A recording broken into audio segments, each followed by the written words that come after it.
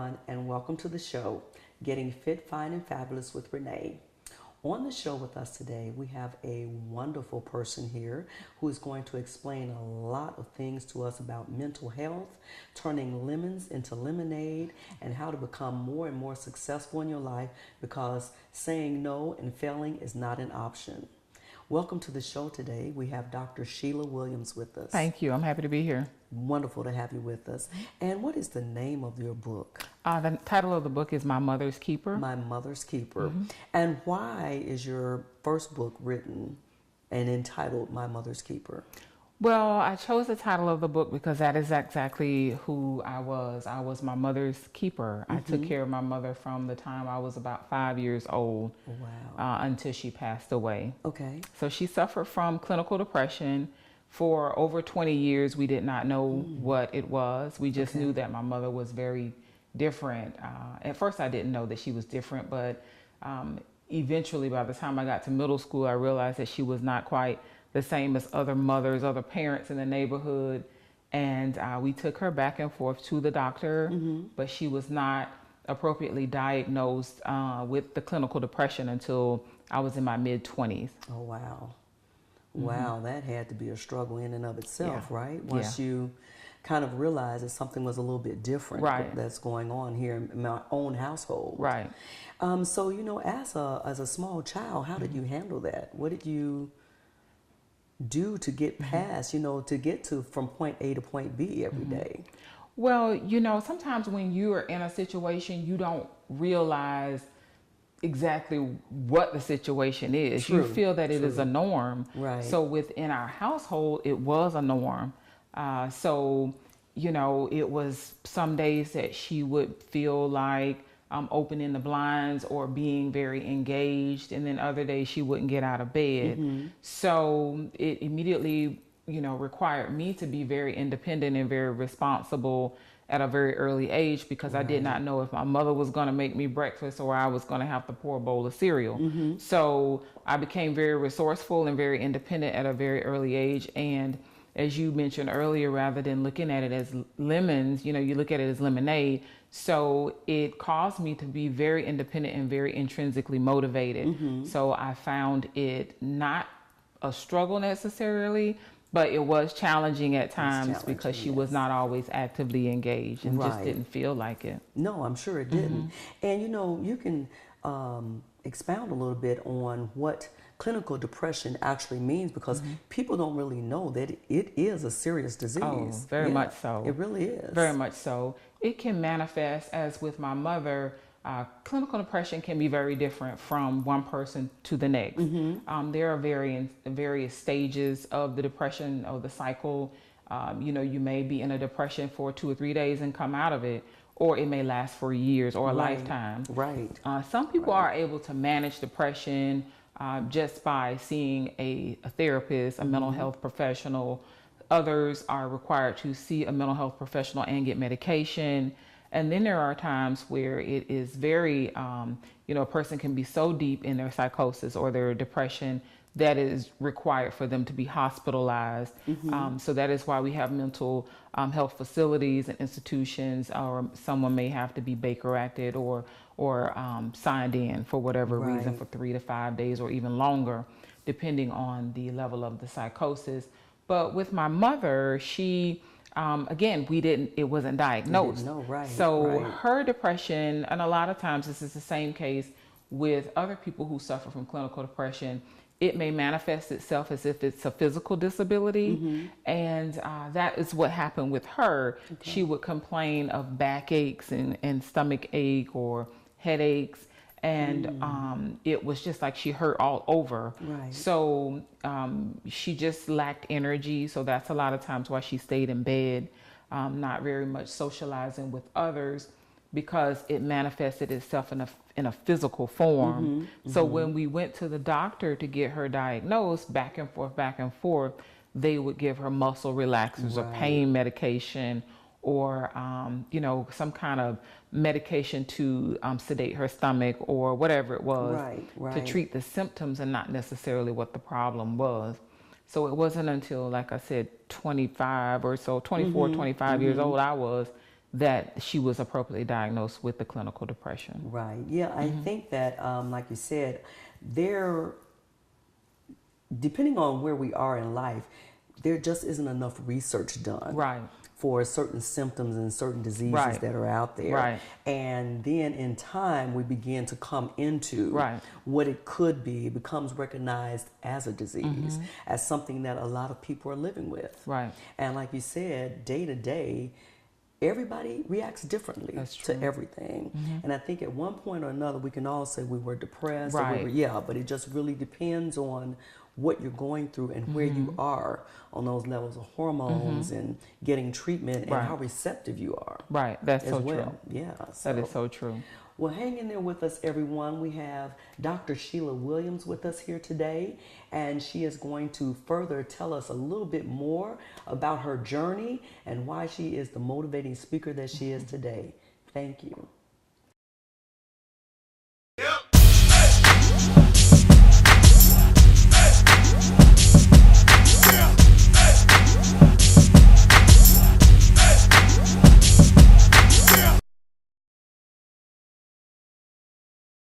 Hello, my name is Dr. Sheila D. Williams, and I am the author of My Mother's Keeper. I am also the CEO and the president of SW Consulting Services, LLC. The recommendations that I would give to anyone who is listening, if you or your loved one is suffering from any kind of emotional distress, if you feel that you are just not quite the same person that you usually are, I would encourage you to seek help, to maybe even just go to your primary care physician and explain to them the changes in your mood, the changes in your behavior, just how you're feeling about your daily life situations and or your work situation, or whatever it is that you may be going through that has caused you to behave or to respond to others a little bit differently than you usually do. So that is first and foremost for yourself. If you notice that a loved one, family, or friend is experiencing something that they usually behave quite naturally to, and they are able to get over these obstacles really quickly without a problem, but for whatever reason now they're having difficulties, I would encourage you to speak with that loved one, that family member or friend, and maybe go to the doctor with them. Encourage them to also get help. Guys, and welcome back to the show, Getting Fit, Fine, and Fabulous with Renee. On the show, we have with us today Dr. Sheila Williams, and I'm really excited that she's here with us because she's telling us a whole lot about everything that has gone on in her life and why she has become the successful, motivating person that she is today. Welcome back to the show. Thank you. So, we were talking about clinical depression and, it's told that it's taken. Right. And for some people, it could have just been the silent diagnosed disease that everyone just remained hushed about. Right. But you chose to write about it. Right. And to help others become more aware of what could possibly be going on with themselves, let alone their loved ones. Right. And so, as you've taken this journey to become all that you are, what has it done to you personally? Well, I've always been very transparent about my life, but with this diagnosis, this big thing that we choose not to talk about. Yes, it's yes. a secret, this taboo subject of clinical depression or mental illness. Nobody wants to talk about it unless you're a celebrity. It's Right. different. When you're a celebrity, it's okay. But, for common day-to-day people, we don't talk about it. We are at times, not everyone, but I'm going to say for the majority, it's a taboo subject. It's very secret. And I mentioned that we got her diagnosis at 22. I was about 23, I don't know, mid-20s, a long time ago. But I did not write the book until a couple of years ago. Okay. So although I was very transparent with my own life, this was a very integral part of my life that I was not transparent about. Right. So not only was it a secret that I held, the entire family held this secret. We never told anybody that my mother had clinical depression, but everybody in the neighborhood, in our church, everyone knew that my mother was not the same as everybody else. So at the point where she passed away, I started to journal. Well, I journal all the time. I've been journaling my entire life. But while she was in her last days, I seriously started to journal, and I had conversations with her. She pretty much told me that she, never really felt like she was comfortable enough speaking up. And she never really felt like she had a voice. So upon her death and in her death, I decided to be the voice for my mother. Right. And by being the voice for my mother, I have chosen to be very transparent about the fact that my mother suffered from clinical depression. She was a real woman. She's a very sweet woman. Yes. And, her clinical depression was real. And it affected me, but I believe that it affected me in a positive way. Instead of it being a negative, I decided to turn that into a positive and to bring that to my platform, to speak upon it, to say, even though I have a mother who suffered from clinical depression, I was still able to be successful. So I want to be the voice, not only for my mother, but for anyone who is suffering from clinical depression or has a mental illness that they feel ashamed about, or this taboo subject that they don't want to tell anybody about. I want to be that advocate, that person who says it's okay. Right, right. And so, as a motivating speaker, to go out, I'm sure that you've had a lot of people come up and just say thank you. Right. Yeah. So, how does that make you feel? It's liberating. Yes. It is very much so empowering. It is satisfaction in knowing that I'm doing the right thing. At first I was like, should I write this? Should I not write it? And at first I thought I was going to get a lot of backlash from family, but I did not. It was very encouraging for them as well to see it on paper and to see my mother's story on paper. And of course, as telling her story, I tell mine as well. Right. So many people, so many of my friends and colleagues that I've worked with or I grew up with in the neighborhood, they did not know exactly what was going on with my mom, but they knew I had the responsibility. Like, why does Sheila not play so much after school? Right. Because I had to hurry home and take care of my mom. Correct. So it all came together once I wrote the book. Awesome. Yes, it did. Well, we will be right back. Stay tuned with us.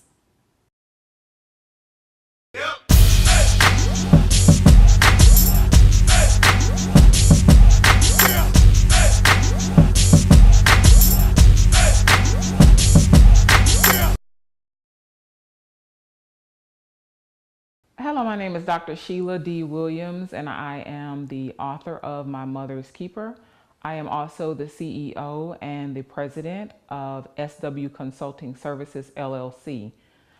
The recommendations that I would give to anyone who is listening, if you or your loved one is suffering from any kind of emotional distress, if you feel that you are just not quite the same person that you usually are, I would encourage you to seek help, to maybe even just go to your primary care physician and explain to them the changes in your mood, the changes in your behavior, just how you're feeling about your daily life situations and or your work situation, or whatever it is that you may be going through that has caused you to behave or to respond to others a little bit differently than you usually do. So that is first and foremost for yourself. If you notice that a loved one, family, or friend is experiencing something that they usually behave quite naturally to, and they are able to get over these obstacles really quickly without a problem, but for whatever reason now they're having difficulties, I would encourage you to speak with that loved one, that family member or friend, and maybe go to the doctor with them. Encourage them to also get help. Hi, and welcome back to the show, everyone. Getting Fit, Fine, and Fabulous with Renee. On the show today, we have Dr. Sheila Williams, and she is sharing some wonderful tidbits about how to overcome and turn your lemons into lemonade. And so, let's go in a little bit back into your background, just a little bit. Tell the listening audience exactly where you are with your professional life and why it's been such a driving force for you. Okay. Well, I have a master's degree in mental health counseling, also a background in guidance counseling for the schools. My doctorate degree is in education and leadership. Okay. As we mentioned earlier, I published the book, wrote the book, My Mother's Keeper, as a memoir for my mother who suffered from clinical depression. And that was the premise, and that is what pushed me to actually go into the mental health field. Okay. Is because my mother suffered from the clinical depression. She had a mental illness. And as well, the doctorate degree in education. I saw so many children in school who suffer from bipolar disorder or attention deficit disorder, different kinds of mental, behavioral, emotional disorders that I just decided that this was a career path I wanted to take. But then I decided to do the higher education with the doctorate degree in education so I could combine the two. So currently I as well serve as a dean of a college here in Atlanta, Georgia, and I as well, I'm working on another book. I do the motivational seminars, and I do a lot. You do. You do. I was trying to think about everything that I kind of do. Right. So that's pretty much where I am right now, doing the motivational speaking seminars, conferences, and trainings. And this is my expertise. So not only just from the professional and educational background, but I live this. This was my life. So I think I can speak from various aspects, and I think that's why the response from people when they hear me or when they read the book is so overwhelmingly positive, because it's not something that I just learned from a textbook. This is part of what I live. Correct. My entire life. Yeah, so I thought I read something about someone telling you that you were not Right. Was it college material? Right. No, it was actually high school. High school. Okay. Yes. So my guidance counselor told me no, that I was not going to go to college. Right. And of course, I had in my mind that I definitely wanted to go to college and I wanted to pursue a college education. But because we were not we didn't have a lot of money, his recommendation was for me to go into the military. So usually when somebody tells me no, I'm like, okay, let me show you how I'm going to turn that into a yes. Yes. So he told me no, but I didn't hear anything he had to say. And I went on to get my bachelor's degree and my master's degree, and then, eventually finished my doctorate degree. Right. So I didn't hear anything he had to say. You showed him above and beyond. Right. Exactly. Right. And I feel that so many kids are traumatized and those stigmas are added to them without actually delving into their childhood or delving into their personalities to find out exactly, what could I aspire to be? And just to throw me into the military, it's just not good enough. Right. Because look at you today. Right. And have you ever gone back to visit? I did after I finished my bachelor's degree. He was still the guidance counselor at my high school. Okay. And then I went to get my master's degree. And then once I finished that, I didn't go back anymore.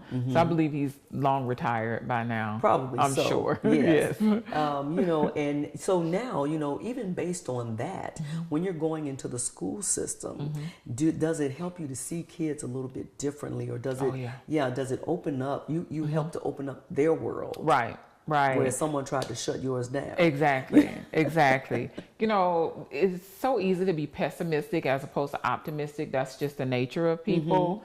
So you just have to kind of train yourself to not look at a negative, but look at it in a positive light. Right. So, just because somebody says, you're not college material, or you don't have the money to go, or I don't think this is the best route for you, if that's not what you really want to do, you have to really focus on what's best for you. Right. You have to be real with yourself. So that's what I tell a lot of people, regardless of what anybody else is saying about you, or what the statistics show. If that's not what you want for yourself, then you need to make sure that whatever it is you really want, you go for it. Right. Exactly. Yeah. Wise words, everyone. Stay tuned with us. We will be right back after this break.